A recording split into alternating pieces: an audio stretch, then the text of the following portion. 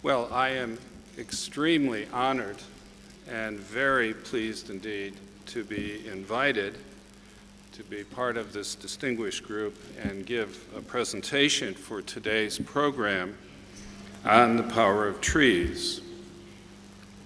Is the sound coming through? Okay, is that clear? The belief that contact with plants and nature somehow improves human well-being and even health is very old. It can be traced back well over 2,000 years, and this belief has appeared in Asian as well as Western cultures. And until recent years, many scholars explained this belief, the appearance of it, by referring to the effects of culture and individual learning. For example, they argued that this traditional belief stems from the fact that many persons learn stressful associations with cities through their daily personal experiences with noise or congested traffic, with crowding, work pressures, and so on. In the case of nature, by contrast, it is argued we acquire or learn positive associations through personal experiences that are pleasant, such as a nice vacation looking at the Tuscan landscape or Toscana landscape, and having some wine, of course. An explanation emphasizing learning and culture is certainly useful up to a point.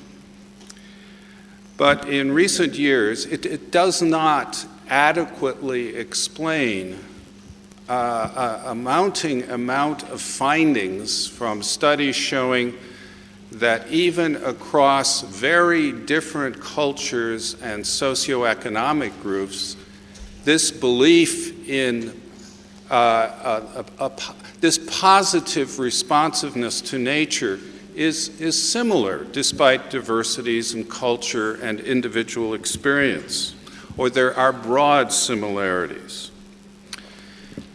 Evolutionary theory readily explains such high cross-cultural agreement. Although evolutionary theories and perspectives vary a lot, they all have in common the premise that millions of years of evolution may have left modern humans with a partly genetic proneness for responding positively to nature. As a prominent example, Edward O. Wilson, the biologist, has used the term biophilia hypothesis as referring to the view that humans have a partly genetic predisposition to respond positively to nature, including plants and trees, animals, and other living things. Well, if one follows the logic of this theory or speculation, then it follows that positive responses to certain nature and certain tree configurations must have had survival-related importance during evolution. Much theory has focused on why humans like nature around the world, or quickly learn to like green nature or savanna-like or park-like settings. Work by evolutionary biologist Gordon Oriens has been quite influential in this regard. However, I have extended this work, shall we say, by addressing squarely the issue of human well-being and health. Apart from accounting for aesthetic preferences or liking and patterns of similarity for trees, evolutionary and other nature. Evolutionary theory also provides a basis for explaining why viewing plants and other nature, such as trees and flowers or water, can be expected to have stress-reducing and other healthful influences. And basically, I have proposed that because of survival advantages during millions of years of evolution, modern humans, as a carryover of evolution, might have a biologically prepared proneness, again, partly genetic, mildly genetic, to acquire positive responsiveness to nature, including a capability for stress recovery or restoration from stress. Why? Being very brief from the standpoint of this evolutionary theory or speculation perspective. It can be argued that stress recovery or restoration was quite advantageous for early humans because daily life was certainly, as anthropologists have shown, demanding, often dangerous, and stressful. For example, in encounters with dangerous animals or other threats, flight or fight stress mobilization, of course, was essential for survival, and all of us in this room as modern humans and all humans everywhere have today, as a carryover from evolution, very elaborated capabilities for responding with stress to deal with demanding situations. It was critical for survival. But while it was critical for survival, it also came with major costs and negative unhealthy effects, including the expenditure of much energy, negative feelings, worsening problem-solving ability for the short term or the duration of the stress effect, and many negative physiological consequences, such as increased blood pressure, release of stress hormones, and very quickly, via effects on stress hormones and the central nervous system, then reduced immune function and increased vulnerability to infection, among other negative effects. So if some humans had a capability for comparatively quick recovery or restoration from stress, that would have been advantageous. It would have offered faster recovery, ability to return to functioning adaptive activities, rapid reduction of physiological stress across different bodily systems within minutes, not days.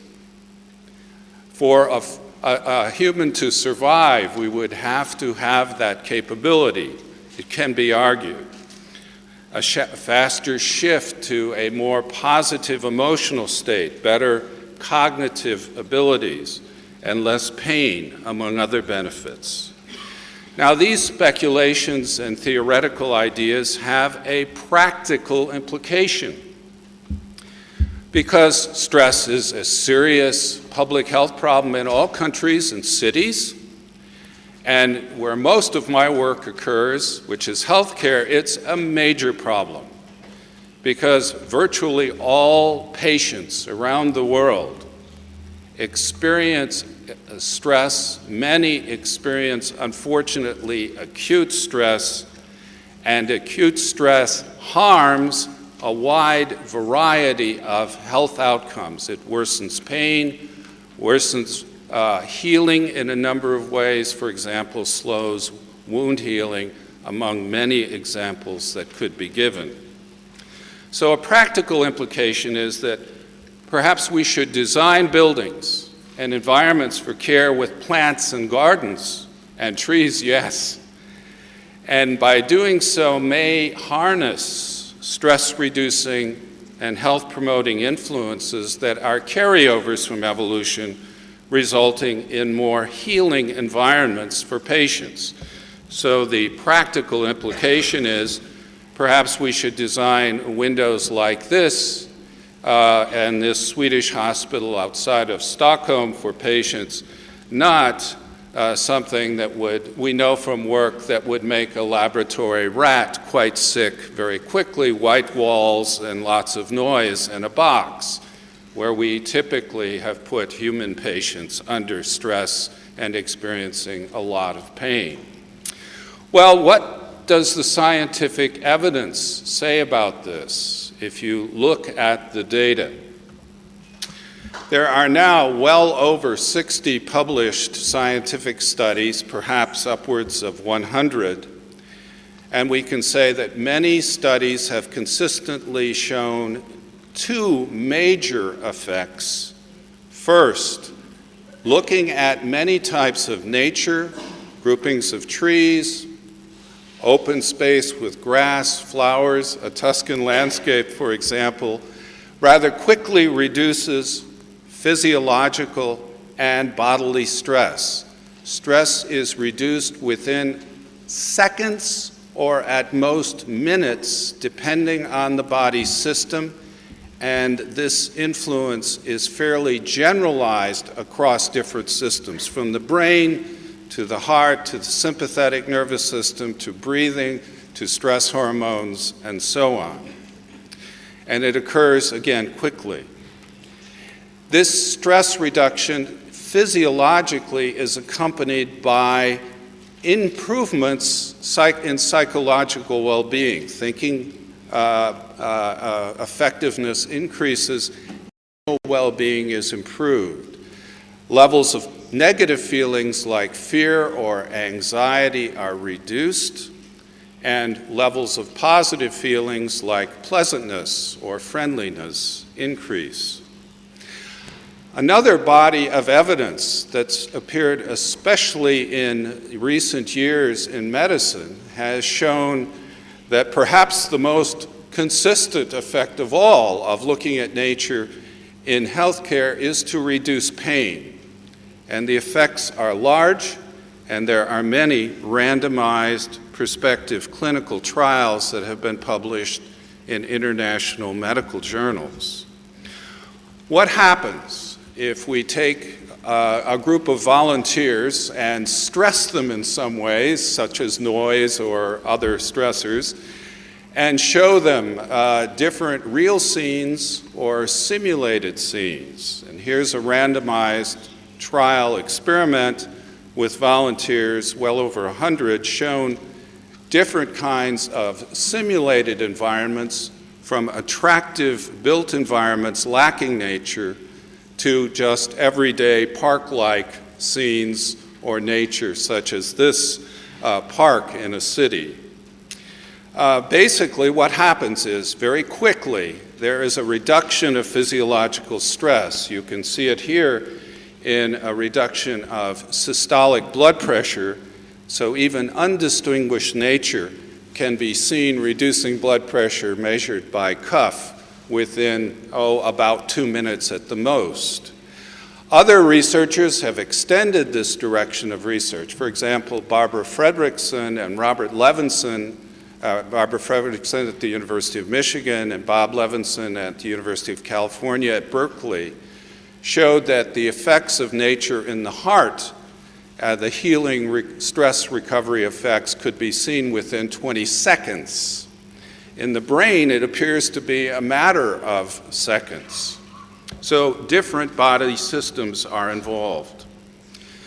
Well, if one takes this into reality and looks at, for example, highly stressed patients who are experiencing pain as a result of surgery, and if they're assigned in more or less a random way to the same rooms that vary only with respect to the window view, some have a view of trees, some have a view of a brick wall, and you control for other factors like the age of the patient or whether they smoke or not.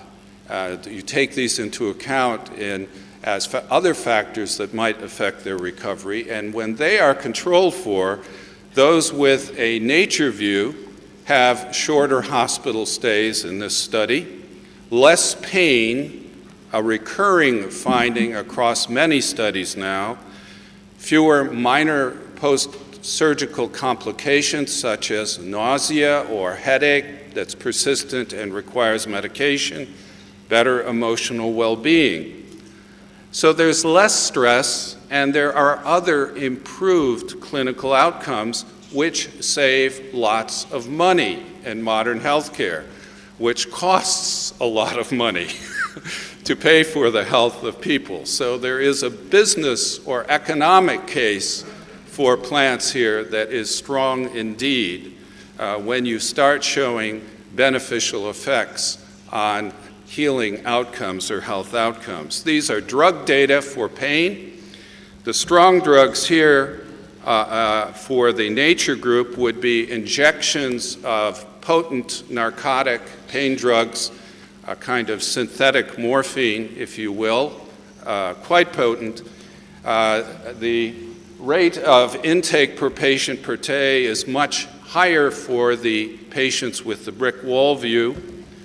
Moderate drugs, also narcotic injections, are also much higher for the wall view, whereas weak drugs taken as pills by the mouth, which are not narcotics, are quite enough for those with the view of nature.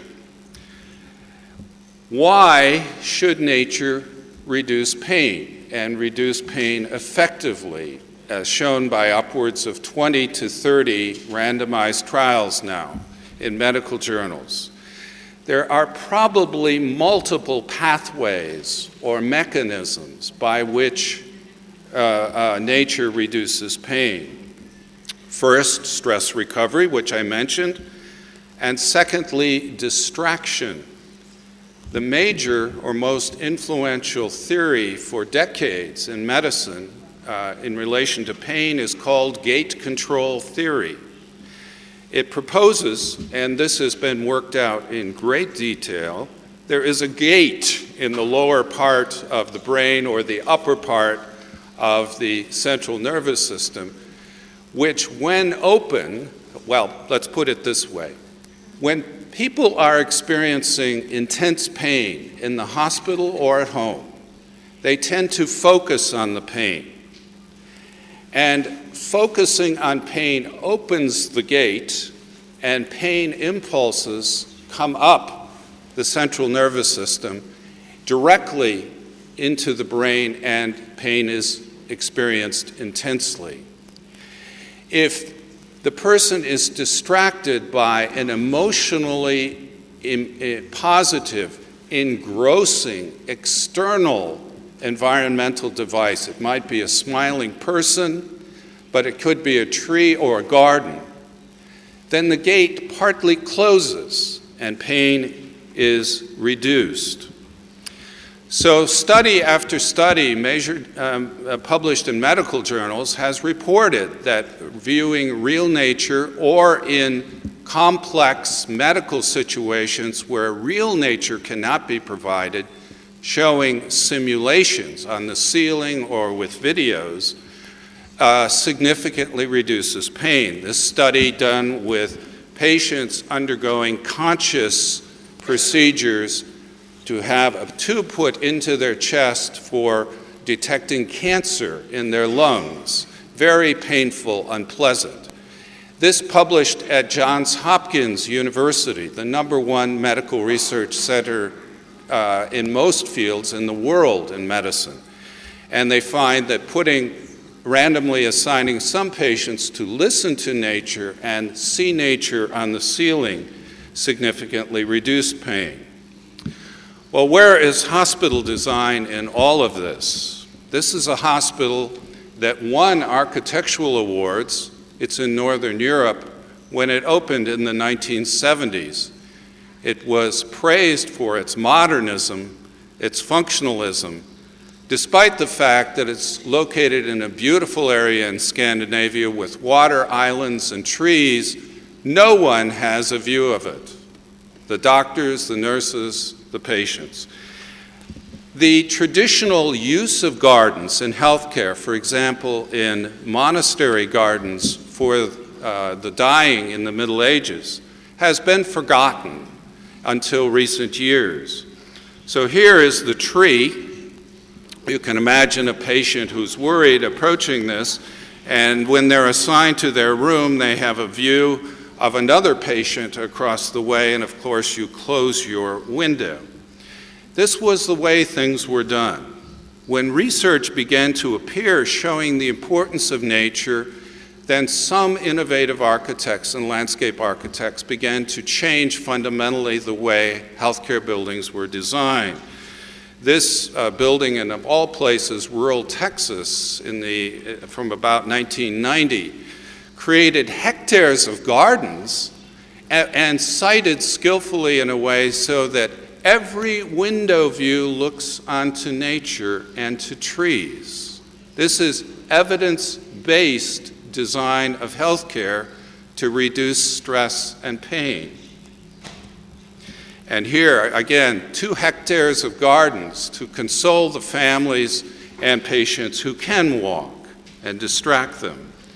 So science is showing now that nature and plants are really clinically important in healthcare, and so medicine and healthcare design is rediscovering the importance and the use of nature.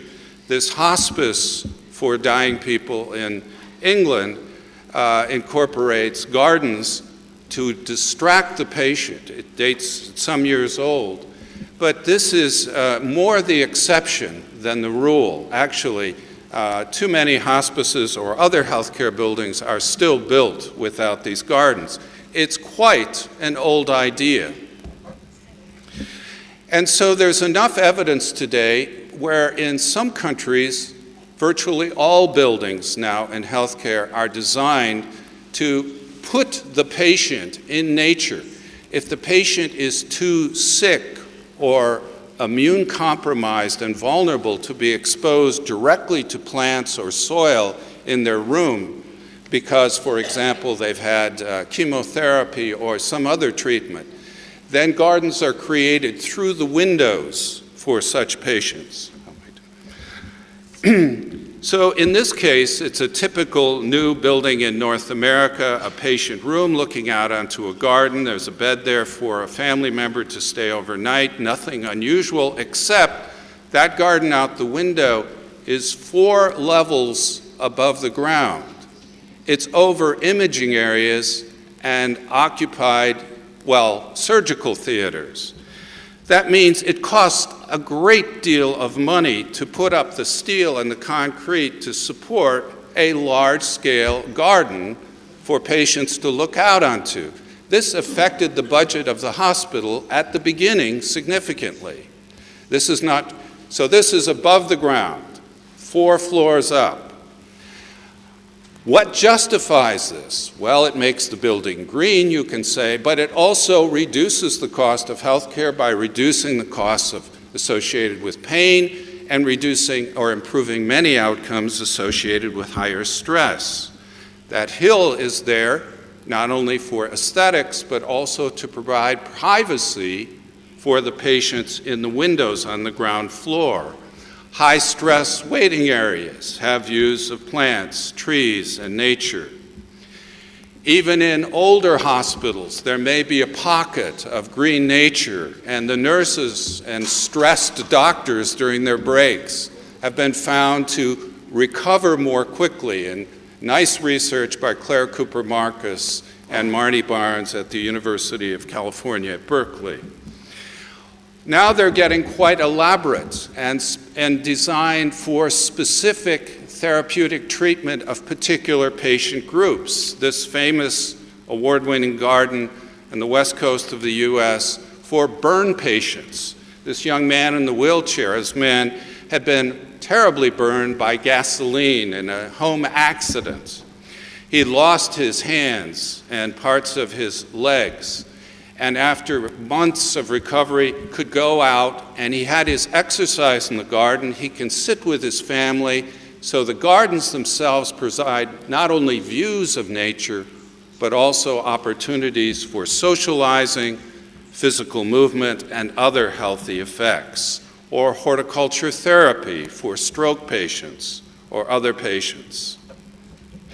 And so we're seeing a rediscovery of the benefits of nature and a much greater amount of money or funding channeled for gardens in healthcare, because science is finally rediscovering the importance and demonstrating through creditable research the effects of nature. So in a brief summary, and these are just a few examples of hundreds of hospitals internationally that have been designed with nature, and here's a few concluding comments. So we've seen a growing amount of strong scientific evidence has shown that views of plants and nature do reduce stress and can produce clinically important reduction of pain. A more limited amount of research suggests that well-designed gardens can offer other beneficial effects, such as fostering social support or interaction, and more recently, reducing aggression, for example, in aggressive mental health patients. This line of research, while lacking research in many areas, yes, more research is always needed, has produced a rapidly developing and coalescing area of knowledge.